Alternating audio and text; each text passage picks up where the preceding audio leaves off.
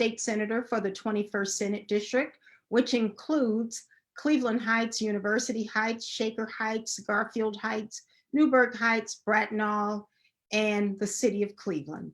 Today, I have joining me the superintendent of the Cleveland Heights University Heights School District, Elizabeth Kirby, and we also have State Representative Janine Boyd, who is on the call today.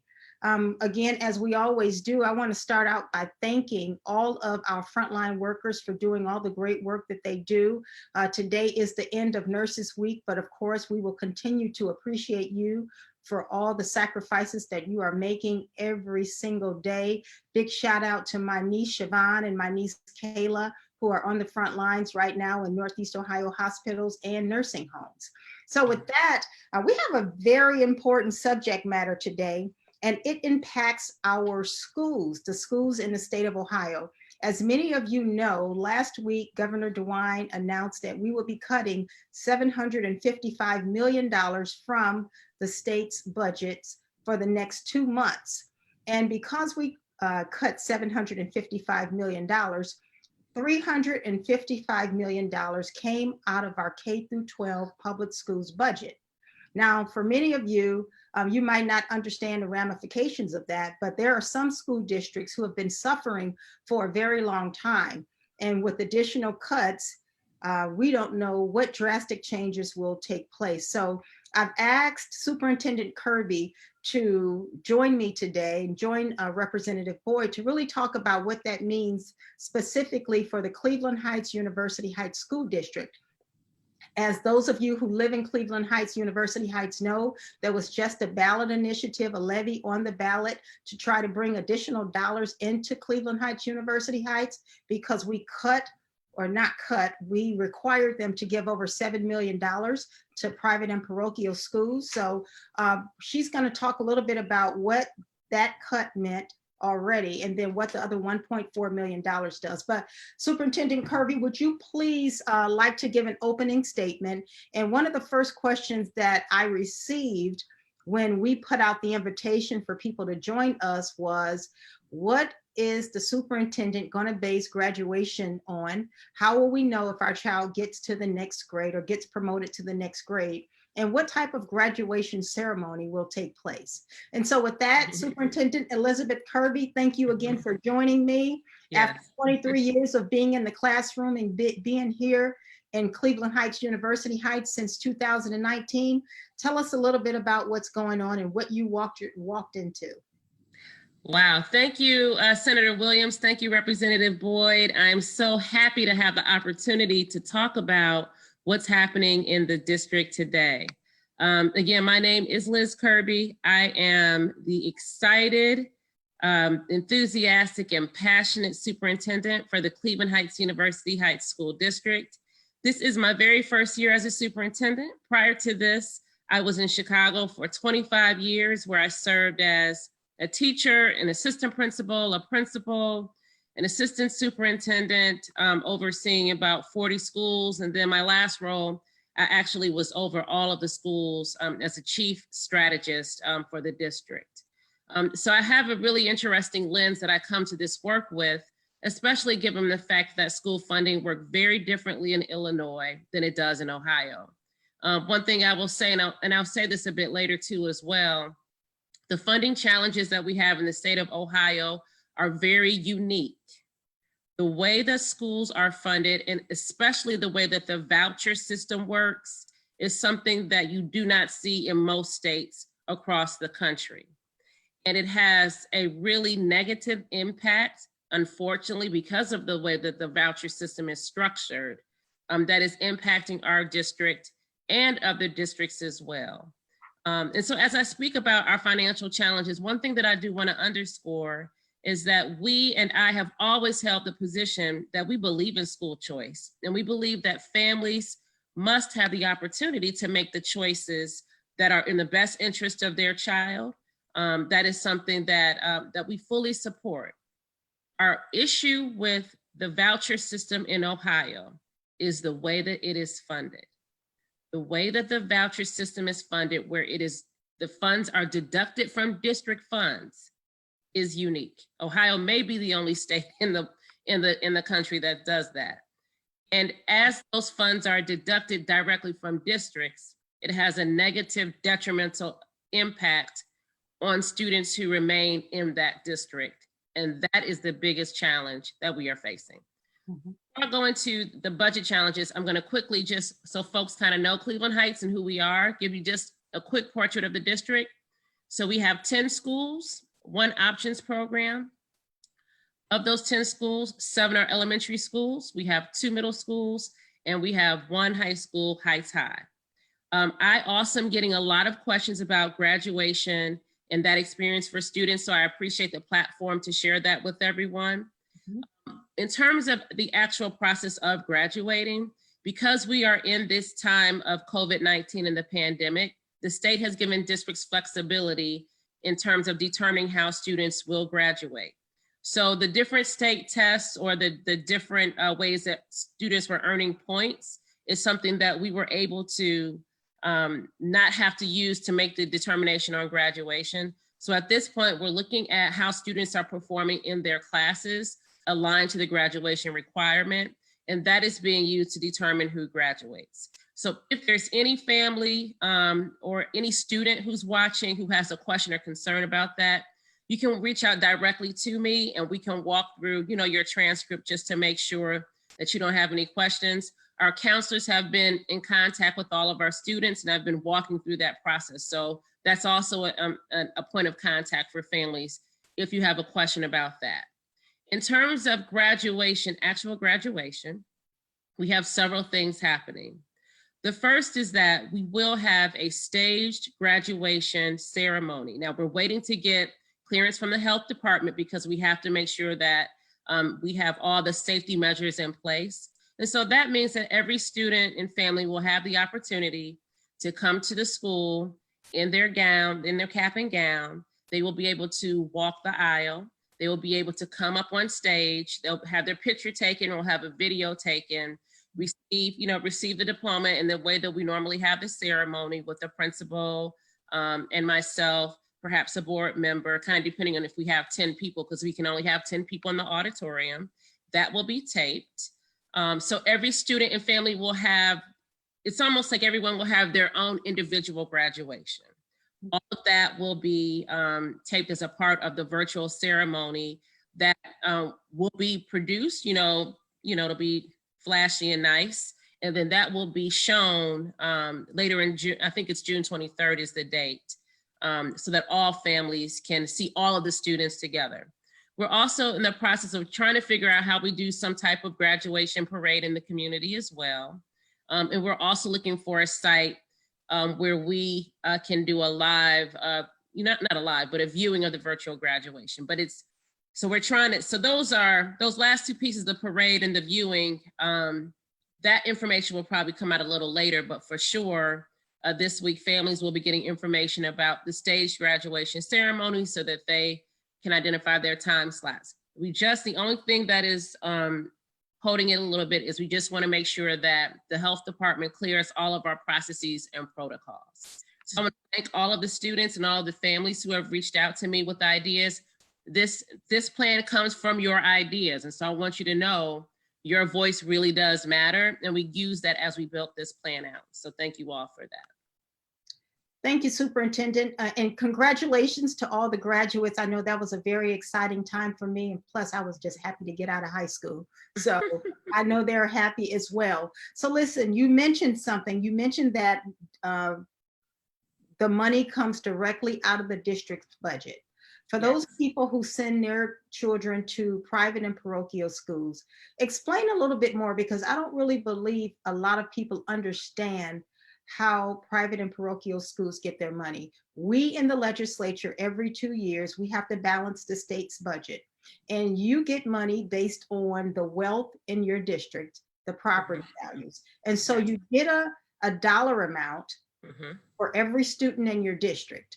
Every city is different. Cleveland, you might get about almost $6,000. But in Cleveland Heights University Heights, because of the wealth in your district, you really don't get that much money from the state of Ohio. So talk to us a little bit about how you get your money, and what do you mean that the money for the private and parochial schools come out of your district funding? Okay, thank you for the question. Mhm. So we have about 100 million or so for our overall budget. Of that, $21 million are state funds that we get.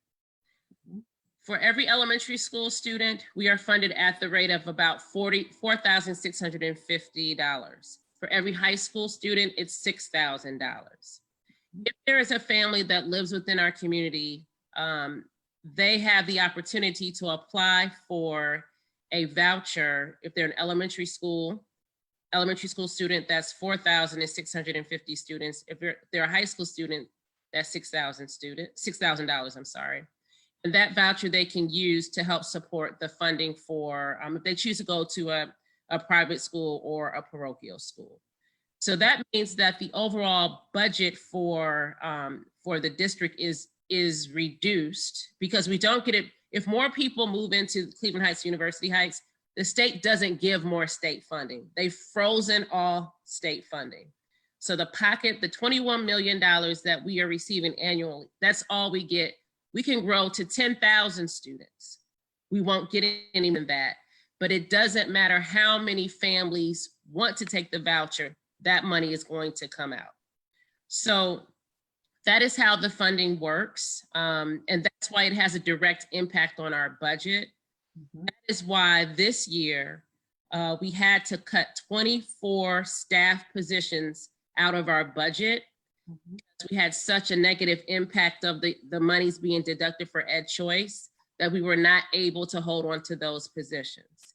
And so some examples of some of those positions that we had to cut: we cut 6 teaching positions. We cut a counseling position. We cut a social worker position. We reduced some of our clerical staff. We cut 5 administrative positions. Mm-hmm. And then overall, we reduced our budget across the board. This is really concerning for us, for sure, because we know that those cuts make it really difficult for us to provide the type of education, holistic education, that we want to provide for our students. We know that returning back to school in the fall, in whatever structure it looks like, we definitely need counselors, and we definitely need social workers for sure. So this is a decision. We made those cuts about 3 weeks ago, before we found out about the recent slate of cuts that the state made to the budget that you referenced in your opening comments, Senator Williams. Okay. And you know what? I can understand that during a time of a pandemic, we see the economy crashing, lots of services, businesses are closing, lots of things are being cut. So that's not something that is necessarily surprising to us. We expected a cut to our state budget. The thing in this last round of cuts that was so surprising and really disappointing for me personally, but also for our district, is that in calculating how much money of our budget that was cut, so we lost an additional $1.4 million that we did not anticipate that we would lose this year. In calculating that, for some reason, which I still am not clear on, the state decided to count the over 1,400 students who go to parochial or private schools in our enrollment, and took an additional $300,000 out of our budget because they counted those students as being a part of our attendance. Let me just underscore, these students took a voucher. They are enrolled in other schools. We are not serving them at all, but we lost additional monies just because they live within our community and they take the voucher. It really doesn't make sense. When I look at $300,000, I know that $300,000 represents perhaps 4 to 5 teachers or counselors, depending upon the tenure of the teacher, for sure. And so I know it's a direct support that we know we need and that we know our students deserve, that walks out the door based on a system that in its structure is not fair. And so that's where we are. We are, you know, it's serious for us. As you mentioned, we had a levy on the ballot in March. We were not successful with that levy. Now, lots of really challenging things happened around the time of the election. And so the way that we do elections changed too as well. But it definitely puts us in a more challenging position, as we have been saying from the very beginning, with the levy failure that happened when the election was extended until the end of April. Right. And I know, Superintendent, that a lot of people are really tired of the levies that we have, but honestly, it's not the fault of the local community. It's honestly the state legislature who are not funding the schools in the way that they should. And the fact of the matter is, again, I just want to reiterate that we froze, the Ohio legislature, not me, but my colleagues decided to freeze the amount of money that we send to each school district. So you're frozen at the rate that you were about 4 to 5 years ago. So even if you got 1,000 more students, you will not get money from the state of Ohio to educate those children, because we, the members of the legislature, froze the amount of money that you get based on the population that you had 5 years ago. Yeah.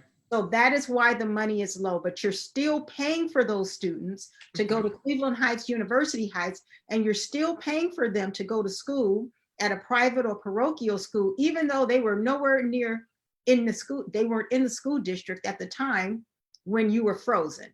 That's correct. So you're at a net loss because of those students. So I just want people to understand that. And I think Representative Boyd, why don't you jump in with a few questions that we got for the superintendent? Absolutely.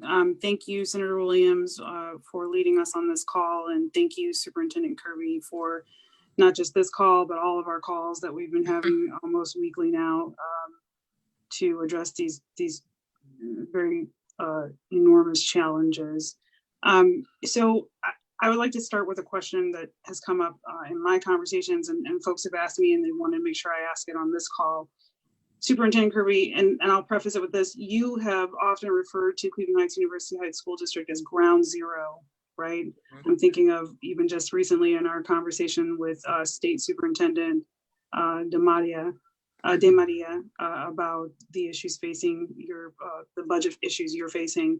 And when you refer to the school district as ground zero, it's, I think, because of how unique Cleveland Heights University High School District is in terms of the Ed Choice Scholarship. Can you speak to that? Can you explain to folks watching and listening what makes our school district so unique, that the impact of the Ed Choice Scholarship Program is so adverse? Yeah. It's so challenging. What makes our school district so unique? You know, the community where our district serves is a community that has historically had a lot of families make a lot of different choices in terms of where they go to school. So, you know, there are families that go to our schools, there are families that go to the different private schools, there are families that go to the different religious or parochial schools. That's always been the case. And it's been a part of the diversity of our community that is something that we really honor, and we really hold as a great example of a diverse community, you know, not only in Northeast Ohio, but across the country. The challenge that brings, though, is that now with the voucher opportunity, and the voucher opportunity tied directly to the finances of a district, because we have so many different private schools and parochial schools, many. And because our school district it's sizable, but it's not huge. We have 5,100 students. When you look at the percentage of our budget, our state budget that goes for vouchers, at this point, it's about 40% when we add in the additional cut that we just got from the state. So, it's in many ways the diversity that we so treasure and cherish in our community now is something that is having a negative impact due to the structure of the program. You know, I'm sure, you know, families want to make sure that they get the education that they feel their child needs and their child deserves. And so I understand why a family would take a voucher. That doesn't surprise me. I don't think families are even thinking about in taking the voucher, the impact of the public schools. I think a lot of people don't even know how the system works, actually. And that's one thing that we found when we started as a board going out and talking about the whole structure. Many people didn't even understand what Ed Choice is and what it does and all of that. And so, yeah, so that's why we're ground zero. We have the highest impact of every district, all 600 plus districts in our state. We have the highest impact on our budget when you look at it from a percentage perspective. And if I could follow up, Senator Williams, Superintendent Kirby, as far as you know, in terms of the cuts from the governor that were recently issued, are any of those private or parochial schools that we have so many of, are they on the receiving end of any of those cuts, as far as you're aware? As far as I'm aware, that is not the case. I have not received that communication. Now, that might not be something that even comes to me, quite frankly. They may be directly communicating with those school providers, but in all of the different webinars and seminars and calls that I've been on, I have yet to hear anything about an impact to those schools. And then, Senator, should I just complete my questions? Sure. Okay, great. And I just, again, want to say thank you to you for doing all the work you're doing, Superintendent Kirby, and I'm grateful to fight alongside Senator Williams on behalf of Cleveland Heights University Heights School District, and we'll keep fighting. I would just like to, this last question comes up, when I was speaking about the levy, for instance, and being a proponent of that. This kind of conversation has come up with, I'm sure, in a lot of other conversations around folks who are supportive of the school district. For those who don't understand fully, like we were just saying, the impact of the cuts and think the school district could do more to save money and cut costs, can you share some of the ways you have been doing just that? Some of the ways you have been saving money, some of the ways you have, the innovative things you've been implementing, your staff have been implementing to cut costs. And I just want to also highlight that even in our call that I mentioned earlier with State Superintendent De Maria, you offer to partner the district with the Department of Education in cost-saving ways. So a lot of people don't know those kinds of things. I wanted to put that out there. But if you could just share some of the innovative things you all have been doing to cut costs and save money so people are aware of them. Thank you. Okay. Yes, thank you. And even before we were faced with the recent challenges in our budget, prior to my coming to the district, the executive leadership of the district always every year would seek to cut every year about $1 million. So there's always been this discipline around cost reduction that has really been a guiding principle of our district and our board. And so some of the things that we've done to cut costs include moving to a full Google suite that saved us a lot in technology. We've looked for grants to support our professional development. So we're able to move a lot of funds off of our general funds and move them to grant funds to open up funds. We recently instituted a model where our teachers in our elementary schools that teach foreign language, physical education, art, STEM, and STEM will be shared across our elementary schools. Prior to that, we would have one teacher in each of those content areas at a school for the entire day. But now we will have, those teachers will be teaching across the elementary schools. It allows us to offer all of our kids more opportunities. They'll get all of the STEM, the unified arts, we call them specials in education speak. But unfortunately, it does mean that teachers who normally were just at one school and were able to do multiple things and provide multiple supports will not be able to do that because they will be teaching across now 2 school sites. So those are a couple of examples. And I'll tell you, we always fully do a full diagnosis of our budget. We look at all of our costs. We look for ways where and continue to look for ways where we can save money. We've done things this year like cut back on some of our supplemental offerings, which unfortunately means Students won't have the same array of extracurricular opportunities as they have had in the past. And we'll have to be, a little more precise in terms of what we offer and how we still provide kids opportunities to have a great experience, because we're committed to the vision for the district. We're committed to the work. We don't want the education that we are offering our students to suffer as it relates to these budget items. So we try to keep things as far away as we can from the student experience and from the classroom. But quite frankly, we're running out of room at this point. And so that's going to be more and more difficult as we continue to have this type of financial pressure. Okay, I want to let people know that, you guys had to send $7.2 million to the private and parochial schools. Mm-hmm. The state of Ohio just cut $1.4 million, and that's just for 2 months. That's just for May, and that's just for June. Right. I want people to know and understand that the receipts that the state usually gets in from sales tax and other resources are not coming in because we've been shut down for a long time. So there will probably be another cut to your next year's budget that will be coming before you even get to the fall school year. So right. We know you've been cut, but you guys should just brace yourselves, because you will probably be cut yet again before we go. And with that in mind, COVID-19 has required school districts and everybody really to do things differently. Last week, the governor mentioned, for example, that some schools might be having 3 days of school and 2 days with students being at home.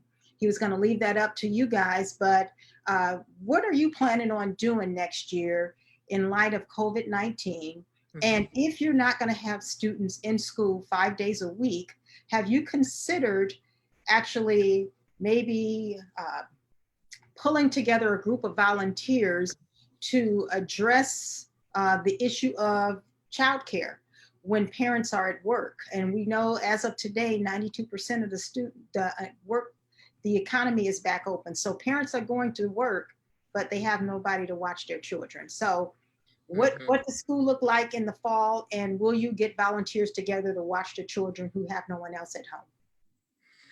Yeah, we are right now in the midst of planning for fall reentry. Our summer programming is going to stay, online. So for example, summer school, summer enrichment programs, all of that stuff will remain online. We have actually 3 task forces that are operating. One is looking at the operational side of school, everything from cleaning to, doing, healthcare management, those types of things, building entry and exit, dealing with visitors, all of our operational procedures. Mm-hmm. So we have that side. And then we have an educational task force that's going to be looking at what does instruction look like? What, for example, to your point, what the school week look like? What types of schedules will we have students operating on? Mm-hmm. Before we finalize plans to start putting even more bones on that, we know that the Department of Education in Ohio and also the Department of Public Health are going to be releasing guidelines for schools. We anticipate that we'll be getting those next week. And so as we get that information, we don't want to set up structures that the state, of course, is going to say you can't do. So we don't want to go too far down the planning lane without that information.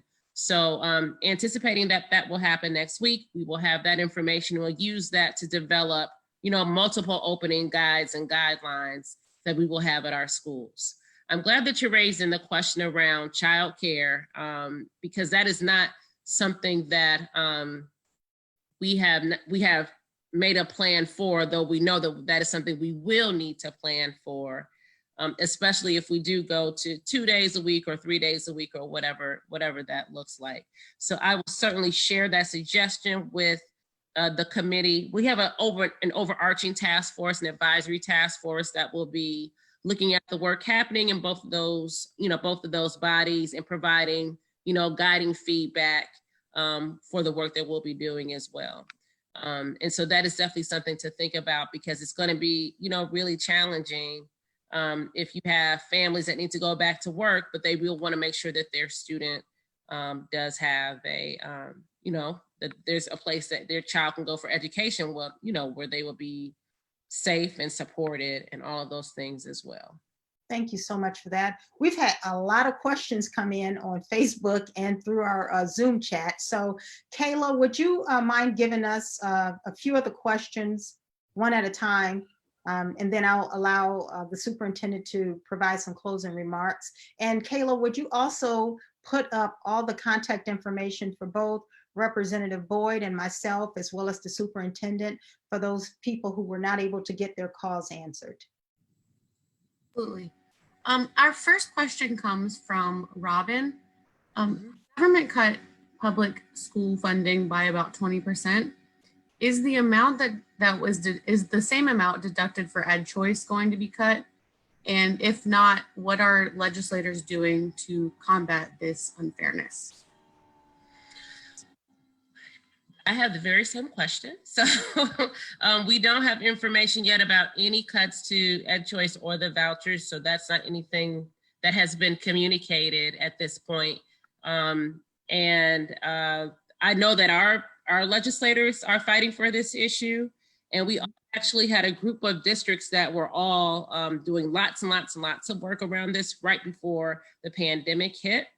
I am hoping that we can restart those conversations and restart that advocacy as things start to open up a bit more so that we can address this, because we know that the voucher system it's not sustainable for our district, but quite frankly, it's not sustainable for the schools long-term who may be relying on vouchers as their sole source of income to support their kids. So it's something that we know we all have to work on together.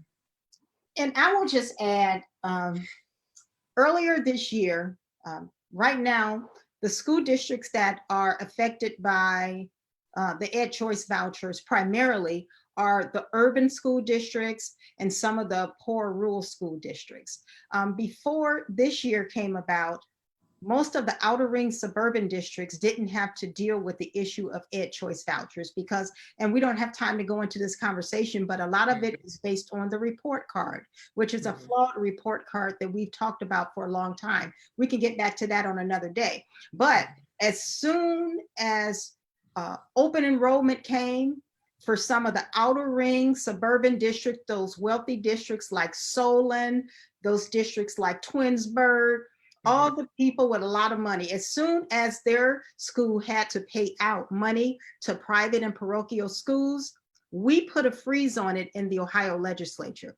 We put a freeze on it because we said, wait a minute, the report card, there must be something wrong because we know our schools are great. So we froze it until next year. And so again, the only schools that are impacted by that are the urban school districts and some of the poor and the rural school districts. So we are working on that. And what Representative Boyd and I are hoping to do once we get back to Columbus is to make sure that the governor, the person in charge of OBM, as well as the education superintendent knows and understands that the Cleveland Heights University Heights School District has already sent the $4,650 and the $6,000. And so if you're going to cut each one of our students' money for May and June, then we need to claw back the money that we've already sent. See, they're clawing back the money for the entire district, not recognizing that that money has already been spent. So Representative Boyd and I are trying to work with them to make sure they understand that that money is already gone. And if they're going to get it, either let Cleveland Heights University Heights bring it back, or they need to go and get it themselves and then not deduct it from the Cleveland Heights University Heights budget. So Kaylee, do you have another question? We have no more questions. Okay, excellent. Superintendent Kirby, thank you again so much for being on with us today. Would you please give us some closing remarks? Yes, first I want to thank both of you. You are champions for our community, and I really appreciate your advocacy, your availability, and the work that you're doing to support not only our schools, but all aspects of our community. I know it's very, very difficult, especially in the state of Ohio, and I'm just so glad that we have your voices out there fighting for us. I wanted to recognize our teachers. Last week was Teacher Appreciation Week. And I'm really proud of the work that our teachers have been doing in these very strange pandemic times. Even from a distance, they are really supporting our scholars. They're really trying to provide them with engaging experiences, continuing to build their academic skills so they cannot be with the students.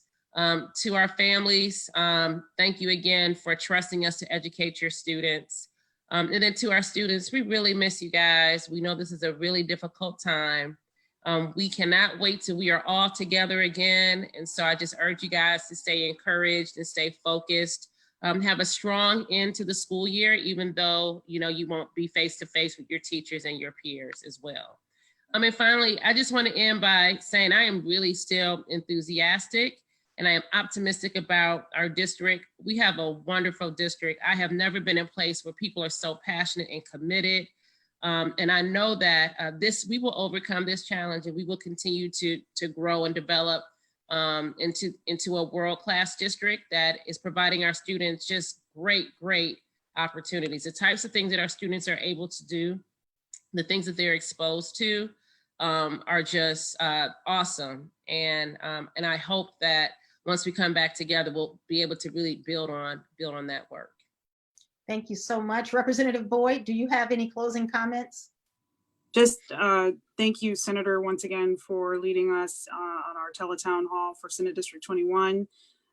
Grateful to Superintendent Kirby for all the work that she and her staff have been doing during these pandemic times, as she indicated, the extra stuff. I mean, feeding all the students, even those who don't attend, those probably on Ed Choice scholarships, but who are in need of food.